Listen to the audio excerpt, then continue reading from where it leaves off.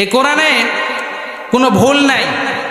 পৃথিবীতে যত কিতাব আছে, যত লেখক রাইটার লিখেছেন, তারা সর্বপ্রথম বলেন যে আমার লিখতে গিয়ে কোনো ভুল হয়ে যেতে পারে, মিস ইনফরমেশন দিয়ে দিতে পারি। যদি আমার এরকম ভুল হয়ে যায় আর কেউ যদি ভুল ধরতে পারেন অবশ্যই আমাকে জানাবেন। কিন্তু আল্লাহ তাআলাকে আমরা জিজ্ঞেস করলাম, আল্লাহ এই কোরআনে ভুল আছে নাকি?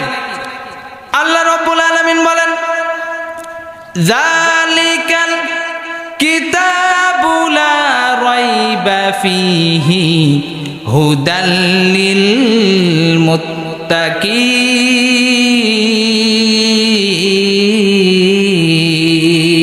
আল্লাহু আকবার।